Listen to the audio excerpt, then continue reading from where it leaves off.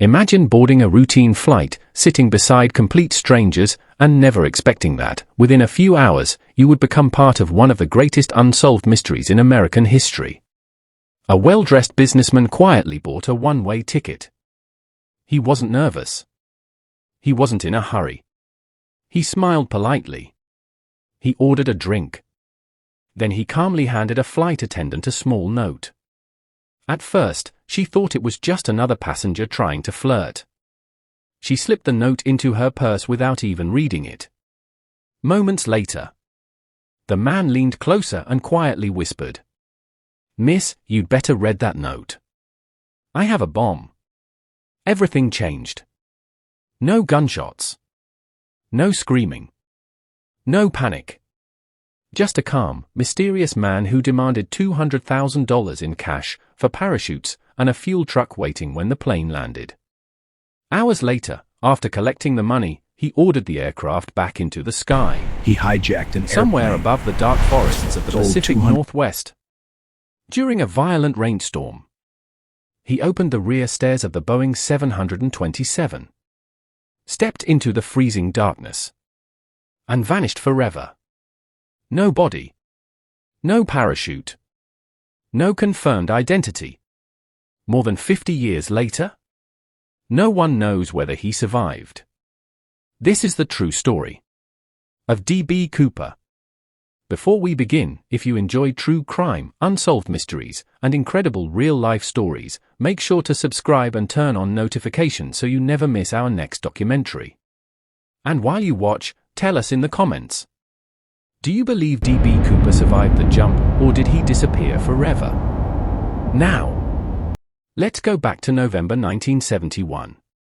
America looked very different in 1971. The Vietnam War dominated the headlines. The Cold War continued to shape global politics. Commercial air travel was growing rapidly, but airport security was almost non-existent compared to today. Passengers didn't pass through metal detectors. There were no body scanners. No baggage screening. No strict identity verification. A person could simply walk into an airport, purchase a ticket with cash, and board a plane within minutes. Few people imagined that this level of trust could ever be exploited.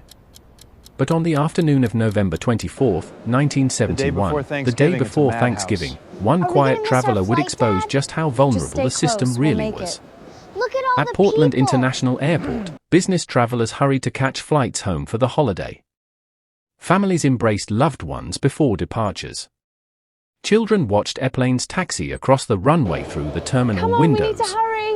Wait, To everyone we're else, gonna come it back. felt like an I'm gonna ordinary keep going. afternoon. Look, the plane. Among the crowd walked a man who looked completely ordinary.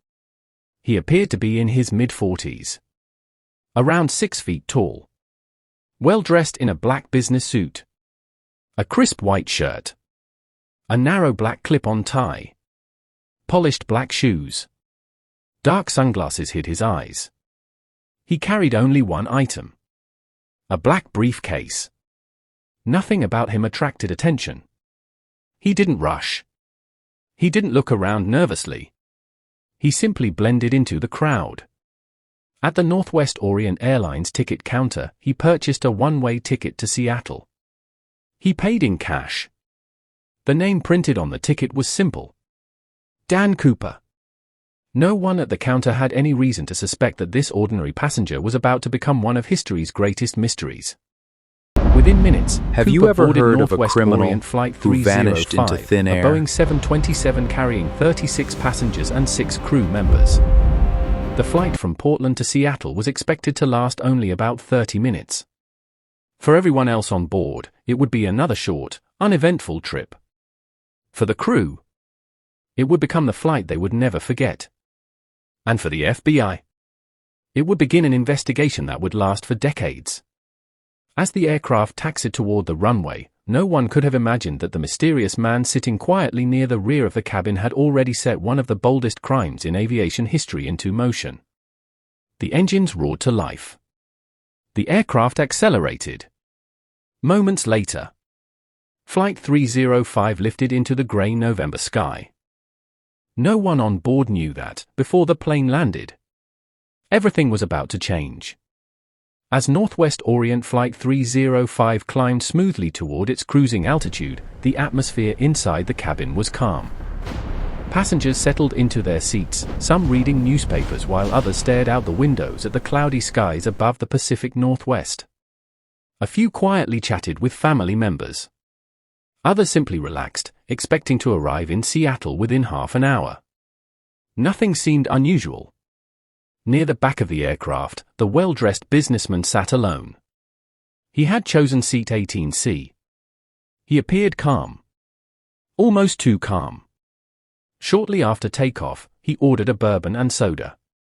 Witnesses would later remember that he was polite and soft-spoken. He never raised his voice. He never appeared nervous. To anyone watching, he looked like an ordinary businessman traveling for work.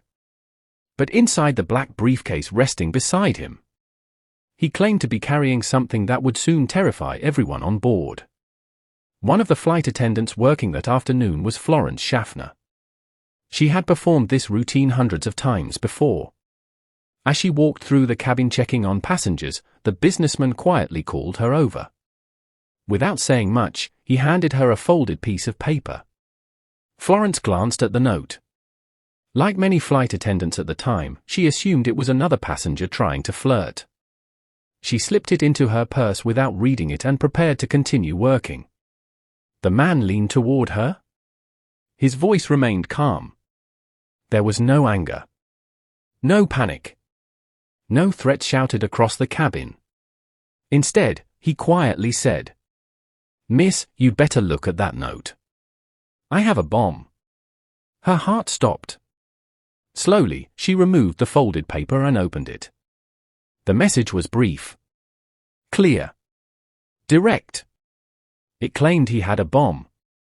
He instructed her to sit beside him. Trying not to alarm the passengers, Florence calmly took the empty seat next to him. The businessman carefully opened his briefcase just enough for her to look inside. She later described seeing several red cylinders attached to wires connected to what appeared to be a battery. Whether it was a real bomb or an elaborate fake has never been proven. But in that moment, she had no reason to doubt him. Neither did the airline. Neither did the FBI. Without raising his voice, the man began explaining exactly what he wanted. His demands were surprisingly specific. He wanted $200,000 in cash. He wanted 4 parachutes. And he wanted a fuel truck waiting when the plane landed in Seattle. If his demands were met, no one would be hurt. If they were ignored, he warned that the bomb would explode. Florence listened carefully, trying to remain composed despite the fear building inside her. Every word mattered. She knew that one mistake could cost dozens of lives. Quietly, she carried Cooper's message to the cockpit. Captain William Scott read the demands. Within moments, the flight crew contacted air traffic control. The message quickly reached airline executives. Then the FBI. Within minutes, authorities realized they were facing something unprecedented. A commercial airliner had been hijacked. Yet unlike many hijackers of that era, this man showed no signs of desperation. He wasn't demanding political asylum. He wasn't asking to be flown to another country. He wasn't making speeches or threats. He simply wanted money, parachutes, and complete control of the situation. The FBI immediately began making arrangements to gather the ransom. Banks in the Seattle area rushed to assemble 10,000 $20 bills, carefully recording every serial number before placing them into a large canvas bag. Investigators hoped that if Cooper escaped, the marked money might someday lead them to him. Meanwhile, Flight 305 continued circling in the sky. The passengers had no idea why the flight was taking longer than expected. The crew calmly announced there was a minor mechanical delay. Most people accepted the explanation. Some looked out the windows, wondering why Seattle still hadn't appeared below. Only a handful of people on the aircraft knew the terrifying truth. In the rear of the cabin, the mysterious man waited patiently. He never shouted. He never lost his temper. He simply sipped his drink, smoked cigarettes, and watched the clouds drift past the windows. Every minute brought him closer to Seattle, closer to the ransom, and closer to the daring escape he had planned. But one question remained. Was he really prepared to jump from a passenger jet into a cold November storm? Or was there another part of his plan that no one had yet discovered? The answer would soon leave the entire world speechless. By now, the situation had reached the highest levels of law enforcement. Inside FBI offices, telephones rang constantly. Agents rushed between desks carrying files, maps, and handwritten notes.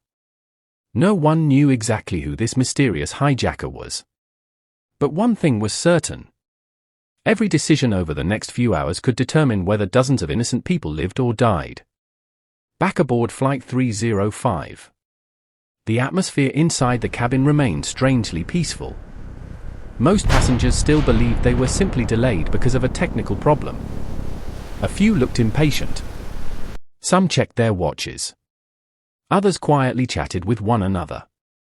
None of them knew they were sitting just a few rows away from a man claiming to have a bomb. Near the rear of the aircraft, D.B. Cooper remained astonishingly calm. He didn't pace the aisle. He didn't shout orders. He didn't threaten passengers. Instead, he lit another cigarette, took another sip of his bourbon, and waited. Flight attendant Tina Mucklow spent much of the flight sitting beside him. She would later describe him as polite, respectful, and surprisingly composed. He even thanked her several times for her help. It was a strange contradiction. Here was a man committing one of the boldest crimes in American history, yet behaving like a courteous businessman. That only made him more unsettling. Meanwhile, He hijacked the aircraft an airplane. continued circling above Seattle to buy time. Below, the FBI scrambled to gather everything Cooper had demanded. Banks worked quickly to assemble $200,000 in $20 bills. Agents photographed every bundle. Every serial number was carefully recorded. If Cooper escaped, this money might become the key to finding him. His second demand puzzled investigators even more. He wanted not one, not two, but 4 parachutes. Why 4? At first, the request didn't make sense. Then investigators considered a frightening possibility. Perhaps Cooper planned to force one or more crew members to jump with him. If the FBI secretly sabotaged the parachutes, an innocent hostage could die. The risk was too great. Authorities reluctantly agreed to provide genuine parachutes. It was exactly the outcome Cooper had hoped for. As darkness slowly settled over Seattle, emergency vehicles quietly lined the airport. Police officers remained hidden. FBI agents positioned themselves at a distance. Everyone waited. Finally, after nearly 2 hours in the air, Flight 305 began its descent. Passengers looked out the windows as the lights of Seattle appeared below. To them, the delay was finally ending. But for the people waiting on the ground, everything was only beginning. The Boeing 727 touched down smoothly at Seattle-Tacoma Airport. Its engine slowly roared as the aircraft taxied toward a remote section of the runway. There were no cheering passengers. No welcoming crowds. Only flashing emergency lights reflecting across the rain-soaked pavement. Following Cooper's instructions, the cabin lights remained dim. Window shades stayed closed.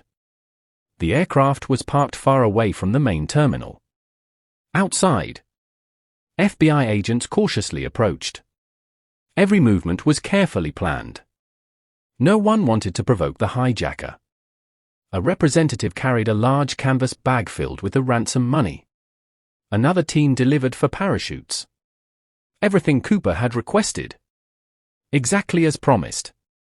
Inside the aircraft, Tina Mucklow carefully carried the money to Cooper.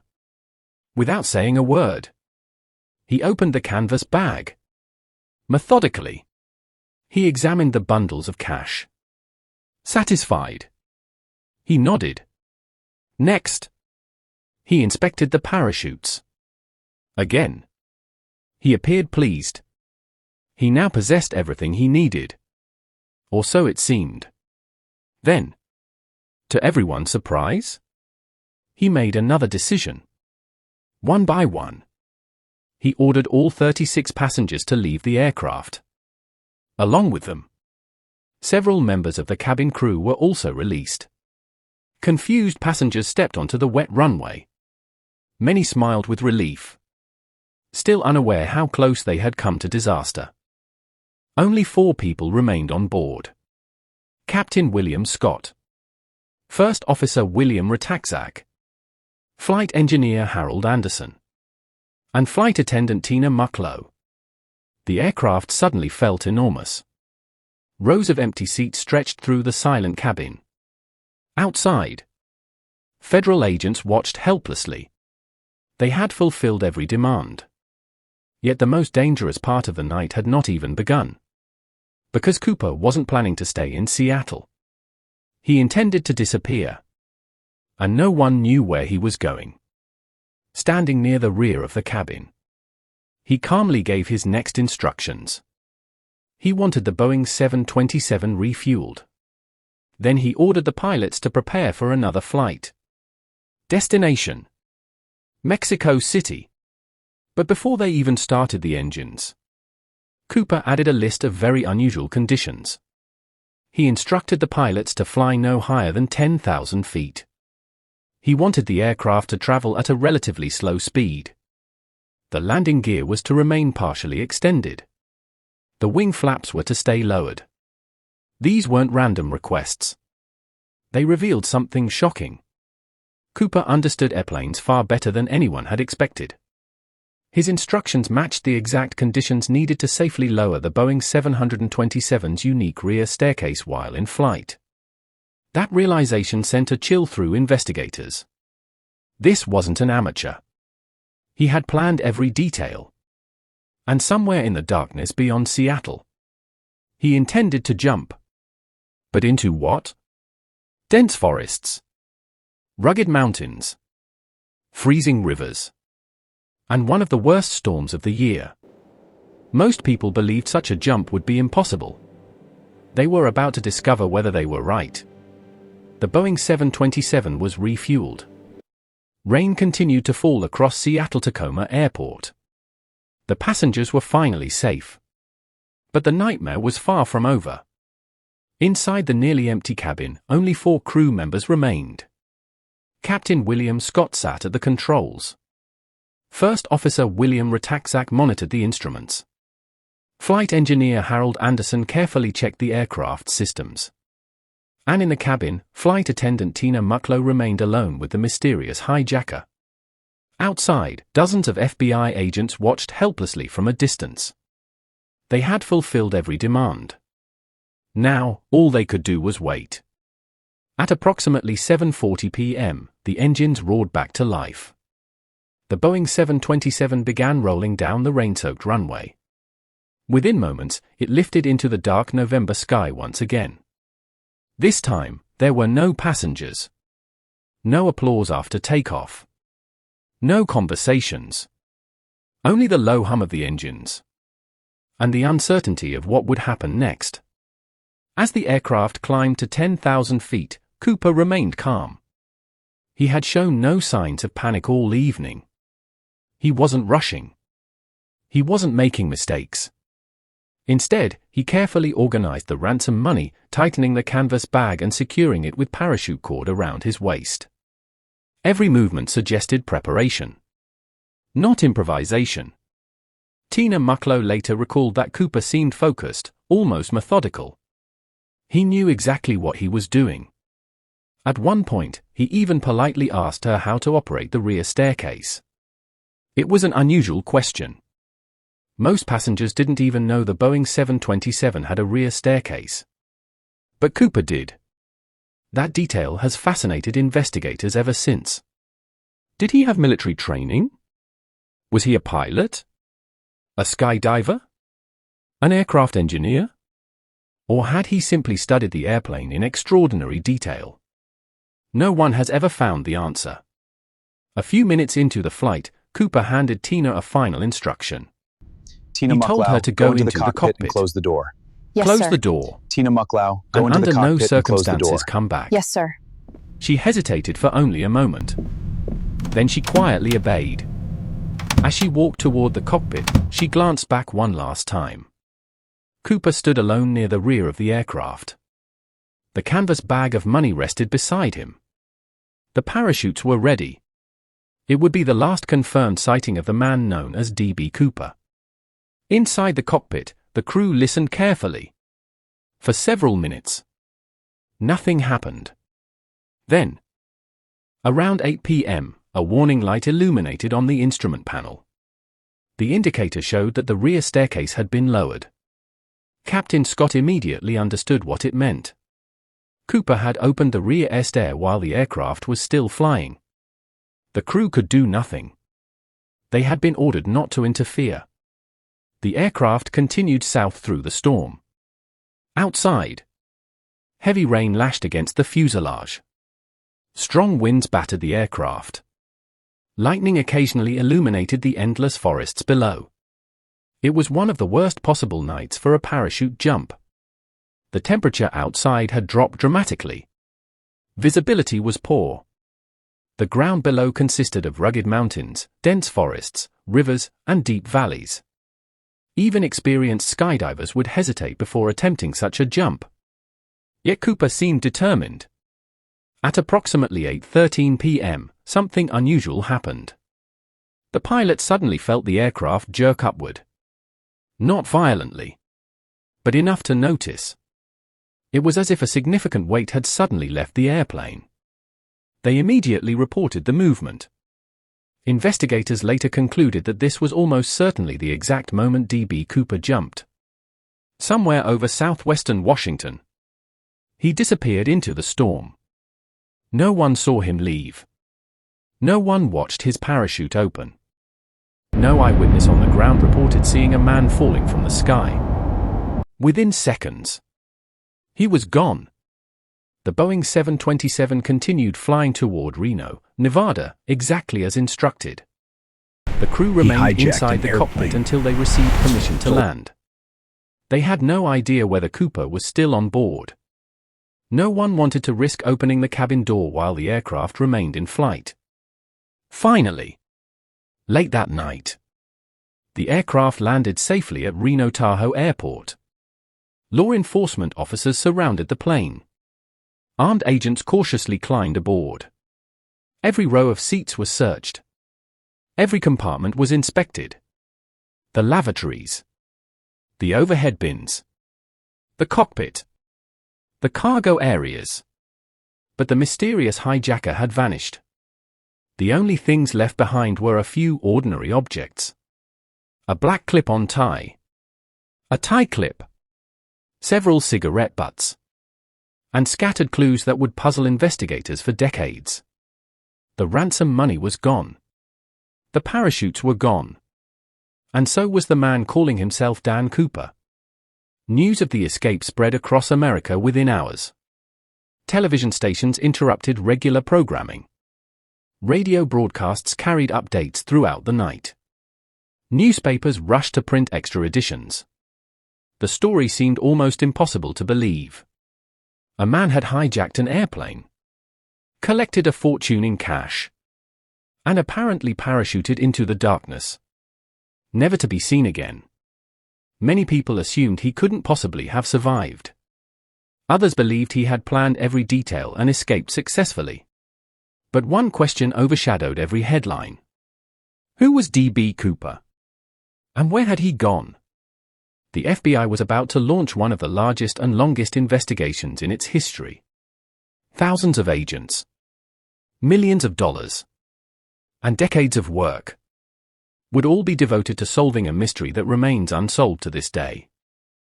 The moment Flight 305 landed safely in Reno, the investigation officially began. Within hours, FBI agents, local police officers, military personnel, and aviation experts were working together on what would become one of the most expensive and frustrating manhunts in American history. The FBI gave the case a code name: NORJAC, short for Northwest Hijacking. It sounded simple, but solving it would prove to be anything but. The first priority was obvious: find the jump site. Using flight records, weather reports, air traffic communications, and the pilot's testimony, investigators estimated where Cooper had likely left the aircraft. The search area stretched across a vast wilderness in southwestern Washington. It included dense evergreen forests, steep mountains, deep ravines, fast-moving rivers, and thousands of square miles of nearly inaccessible terrain. This wasn't just difficult country. It was some of the harshest wilderness in the Pacific Northwest. If Cooper had survived the jump, he would have had to land safely in darkness, during heavy rain, while carrying a heavy bag containing $200,000 in cash. As dawn broke the next morning, helicopters lifted into the air. Their blades echoed through the valleys as crews scanned the forests below. On the ground, teams of FBI agents, sheriff's deputies, National Guard personnel, and volunteer searchers pushed through mud, thick undergrowth, and towering pine trees. Every broken branch, every piece of fabric, every unusual footprint was treated as a possible clue. Investigators searched for a parachute, a body, the ransom money, or anything that could reveal Cooper's fate. Day after day, the search continued. But the wilderness gave up nothing. Back at FBI headquarters, another team focused on the evidence left inside the airplane. Every inch of the cabin was examined. Agents dusted seats, armrests, windows, and overhead compartments for fingerprints. The black clip-on tie Cooper had removed before the jump was carefully collected. So was the tie clip. At the time, they seemed like ordinary personal items. No one imagined they would become some of the most valuable pieces of evidence decades later. Investigators also interviewed every member of the flight crew. Each person described Cooper in remarkably similar terms. He appeared to be in his mid-40s. Around 6 feet tall. Calm. Well-spoken. Polite. He never appeared intoxicated. He never lost control. He never panicked.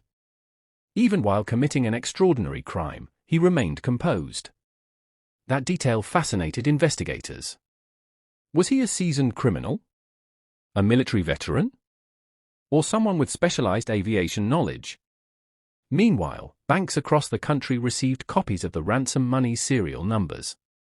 The FBI instructed financial institutions to watch for any matching bills entering circulation. The plan was simple. If Cooper spent the money, someone would eventually notice. Every cashier, every bank teller, every business owner could unknowingly become the person who solved the mystery. Weeks turned into months. The serial numbers were circulated nationwide. Yet not a single confirmed ransom bill appeared. It was as though the money had vanished along with Cooper himself. The investigation soon expanded beyond the wilderness. Agents interviewed skydivers, pilots, military personnel, former paratroopers, criminals known for robberies, anyone who matched Cooper's description. Thousands of tips poured into FBI offices. Some callers claimed they knew Cooper personally. Others insisted they had seen a mysterious stranger with unexplained wealth. A few confessed to being D.B. Cooper themselves. Most leads ended in disappointment. Many were proven false within days. Some sounded convincing, only to collapse under closer examination. Still, investigators refused to give up. One mystery continued to trouble the FBI more than any other. Why had Cooper demanded for parachutes? The answer gradually became clear. Investigators believed Cooper anticipated that authorities might sabotage the parachutes if they thought only he would use them. By requesting for instead of one, He created the impression that he might force hostages to jump with him. That possibility discouraged officials from tampering with the equipment. It was a clever psychological move. If true, it showed Cooper wasn't simply bold. He was calculating, always thinking several steps ahead. As months passed, the public became increasingly fascinated by the case. Newspapers published sketches of Cooper's face. Television programs debated whether he had survived. Some experts argued that no one could survive such a dangerous jump. Others believed a skilled parachutist might have escaped into the wilderness. The mystery captured the imagination of millions. Children played games pretending to be D.B. Cooper. Books and magazine articles appeared. The unknown hijacker slowly transformed into an American legend. Yet behind the headlines, the FBI was growing frustrated. Thousands of hours had been spent searching. Hundreds of suspects had been investigated. And still, there was no body. No parachute. No trace of the missing man. It was as if the storm itself had swallowed him whole. But nearly a decade later, an astonishing discovery along the banks of the Columbia River would shock investigators and reopen one of the greatest mysteries in American history. The river had remained silent for years. Now, it was about to reveal one of its secrets. Perfect. This chapter is one of the biggest turning points in the documentary. Up until now, the mystery has only grown deeper. Then, nearly 9 years later, something unexpected happens that shocks the entire country. By the end of the 1970s, many people believed the D.B. Cooper case would never be solved. The massive search had failed. Thousands of leads had gone nowhere. The forests had revealed nothing. The rivers had revealed nothing. And the man known only as D.B. Cooper had become more legend than criminal. Years passed. The headlines faded. The investigation continued quietly in the background, but with each passing month, hope of finding Cooper grew smaller. Then, on a warm February afternoon in 1980, everything changed. Along the banks of the Columbia River, at a place called Tenor Bar, an 8-year-old boy named Brian Ingram was enjoying a family camping trip. Like many children his age, Brian wandered along the sandy shoreline, digging into the wet sand while his parents relaxed nearby. At first, it seemed like an ordinary afternoon. Then his small shovel struck something unusual. Curious, Brian dug deeper. Buried beneath layers of sand were several tightly packed bundles of old $20 bills. The money was dirty, water-damaged, and partially decayed. The rubber bands holding the bundles together had nearly disintegrated. At first, no one realized what they had found. But when the bills were examined more closely, the serial numbers revealed something astonishing. They matched the ransom money given to D.B. Cooper nearly 9 years earlier. After almost a decade, the first physical evidence connected to Cooper had finally been discovered. News spread across America almost immediately. Television stations interrupted programming. Newspapers printed bold headlines. The mystery that had nearly faded from public memory was suddenly front-page news once again. FBI agents rushed to Tenor Bar. The quiet riverbank quickly transformed into an active crime scene. Forensic teams carefully sifted through the sand. Photographers documented every inch of the discovery site. Investigators searched for additional bundles of money. Perhaps, they hoped, Cooper himself might still be nearby. But despite days of searching, only 3 bundles of cash were recovered. Together, they totaled $5,800. The remaining $194,200 had disappeared. No parachute. No briefcase. No clothing. No human remains. Nothing else was ever found. At first, investigators believed the discovery would finally solve the case. Instead, it created even more questions. How had the money reached Tenor Bar? If Cooper died during the jump, how did only a small portion of the ransom end up buried beneath layers of river sand? If he survived, why would he abandon thousands of dollars? Scientists, geologists, hydrologists, and FBI analysts all attempted to answer the same question. But each explanation seemed to create new mysteries. Some experts believed powerful river currents may have carried the money downstream before burying it beneath layers of sand over several years. Others argued that the Columbia River simply couldn't have transported the bundles to that exact location under the known conditions. Some even suggested the money had been buried there deliberately. If that theory were true, who buried it? Cooper? An accomplice? Or someone who found the money years earlier? No theory could explain every piece of evidence. The discovery at Tennebar also revealed something important about the condition of the money. The bills were still grouped together in their original bank bundles. The serial numbers remained in sequence. This suggested the money had not circulated through stores or banks. In fact, not a single verified ransom bill had ever appeared in everyday transactions. Despite years of monitoring by banks across the country, the rest of the ransom money had simply vanished. It was as if someone had hidden it, or taken it to the grave. The discovery renewed public fascination with the case. Documentaries were produced. Books filled bookstore shelves. Television specials debated every theory. The mystery of D.B. Cooper was no longer just an unsolved hijacking. It had become part of American folklore. Everyone had a theory. Some believed Cooper was a military paratrooper with years of experience. Others argued he was an airline employee familiar with the Boeing 727. Some insisted he died moments after jumping.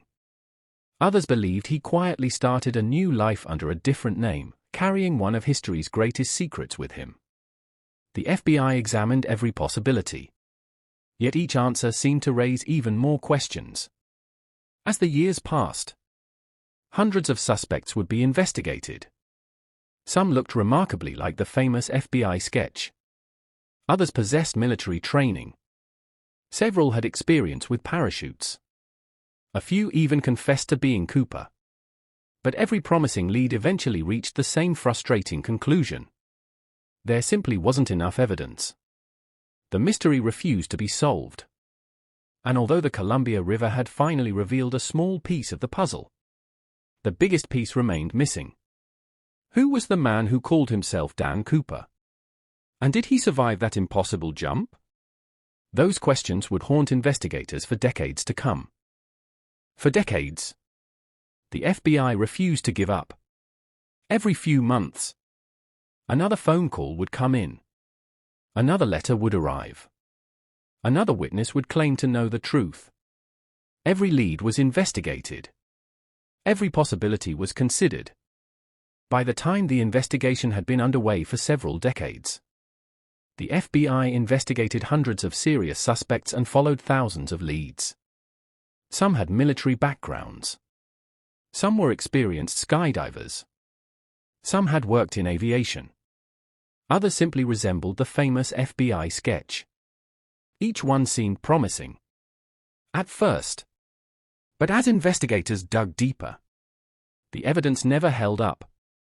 No suspect could be definitively connected to the hijacking.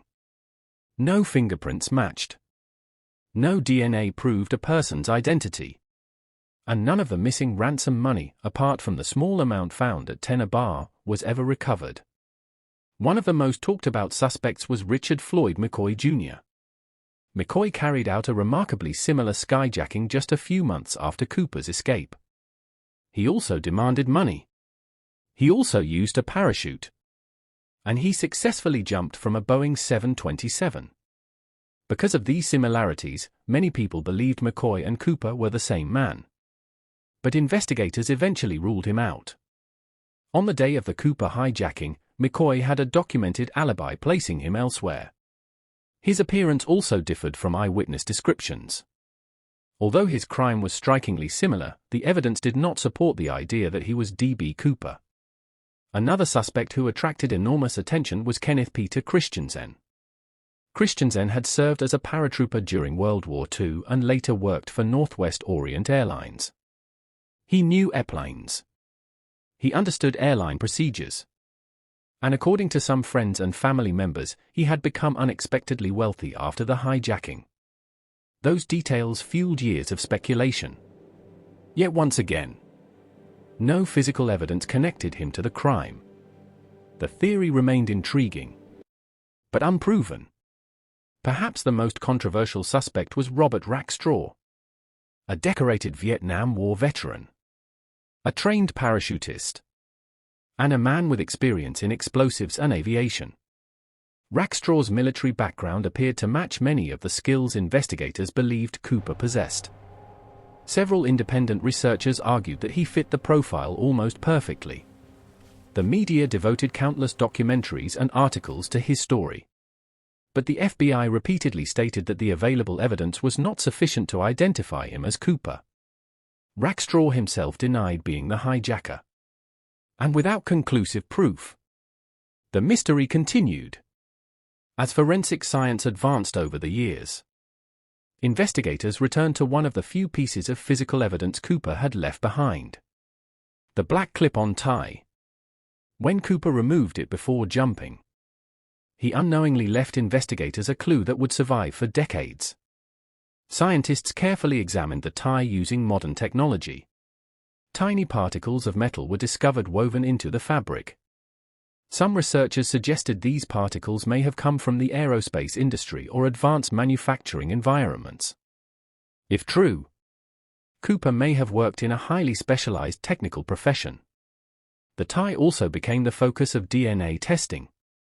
Investigators hoped to recover enough genetic material to identify the mysterious hijacker. Unfortunately, the DNA samples were incomplete. They were too limited to identify any specific individual with certainty. Once again, the evidence hinted at answers, but stopped just short of revealing the truth. As the years passed, the case became one of the FBI's oldest unsolved mysteries. Thousands of pages of investigative reports filled government archives. Maps, witness interviews, fingerprint records, parachute analyses, and forensic reports continued to accumulate. Still, no definitive breakthrough ever came. Then, in 2016, after nearly 45 years of investigation, the FBI made a surprising announcement. The Bureau officially suspended active investigation into the D.B. Cooper case. This did not mean the mystery had been solved, nor did it mean they had identified Cooper. Instead, the FBI explained that its investigators needed to focus resources on cases involving immediate threats to public safety. The files would remain preserved, and if compelling new evidence ever emerged, the investigation could be reopened. But for now, the search had come to an end. More than half a century has now passed since that rainy November night. The forests of the Pacific Northwest still stand. The Columbia River continues to flow. Somewhere beneath those mountains, or perhaps far beyond them, the final answer may still exist. Did Cooper survive the jump?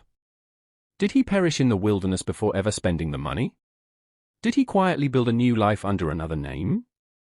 Or is the truth something no one has yet imagined? Every theory has supporters. Every theory has flaws. And perhaps that is exactly why this mystery has endured for so many decades. Because no matter how much evidence is uncovered, one crucial piece is always missing: the identity of the man who called himself Dan Cooper. More than 50 years have passed. Yet the mystery of D.B. Cooper refuses to disappear. Every generation discovers the story. Every generation asks the same question: who was the man who boarded Flight 305 on that rainy afternoon in November 1971? Was he an experienced military paratrooper who planned every detail of the hijacking? Was he an airline employee who understood the Boeing 727 better than almost anyone else? Or was he simply an ordinary man who pulled off one of the most extraordinary crimes in history? No one knows. And that uncertainty is exactly what has kept the legend alive. Unlike many famous crimes, The D.B. Cooper case has no dramatic confession. No courtroom trial. No final chapter where investigators reveal the truth. Instead, it ends with silence. A dark night. A violent storm. An open staircase at the back of a Boeing 727. And one man stepping into the unknown. In just a few seconds, he vanished from history. If Cooper survived, he may have lived the rest of his life carrying one of the world's greatest secrets. Perhaps he watched documentaries about himself. Perhaps he smiled whenever the news discussed new suspects. Perhaps he quietly grew old, never telling anyone the truth. Or perhaps he never survived the jump at all. Maybe somewhere beneath the forests and mountains of the Pacific Northwest. The final evidence still waits to be discovered. A parachute. A personal belonging. Or perhaps even the answer investigators have searched for since 1971. Nature has a way of hiding secrets. Sometimes. For generations. What makes this case so fascinating isn't just the hijacking itself. It's the mystery that followed. Thousands of investigators. Millions of dollars spent. Thousands of interviews. Countless searches by land, air, and water. Decades of forensic analysis. Yet none of it has produced a single, definitive answer. Cases like this remind us that history doesn't always provide neat endings. Sometimes the truth is lost. Sometimes it remains buried. And sometimes it becomes a legend. Today, the name D.B. Cooper has become part of popular culture. Books have been written. Documentaries have been filmed. Movies and television shows have borrowed inspiration from the mystery. Researchers continue examining old evidence. Independent investigators still search for clues. And every few years, a new theory captures the public's imagination. But no matter how convincing those theories may seem, none has been proven. The mystery remains officially unsolved. Perhaps one day, a forgotten box in an attic will contain an old parachute. A family member may uncover a hidden diary. New DNA technology could reveal something investigators missed decades ago. Or maybe another bundle of ransom money will emerge from the wilderness. Until then, the story remains unfinished. Waiting. Like the quiet forests of the Pacific Northwest that witnessed one incredible night in history. So now we'd like to hear your opinion. Do you believe D.B. Cooper survived that impossible jump? Or do you think he died somewhere in the wilderness before he could ever enjoy the ransom money? Tell us your theory in the comments below. There are no wrong answers, only one of history's greatest unsolved mysteries. If you enjoyed this documentary and want more true crime stories, unsolved disappearances, and real-life mysteries, don't forget to like this video, subscribe to the channel, and turn on notifications so you never miss our next investigation. Thank you for watching. Until next time, stay curious. And remember, sometimes the greatest mysteries are the ones that never get solved.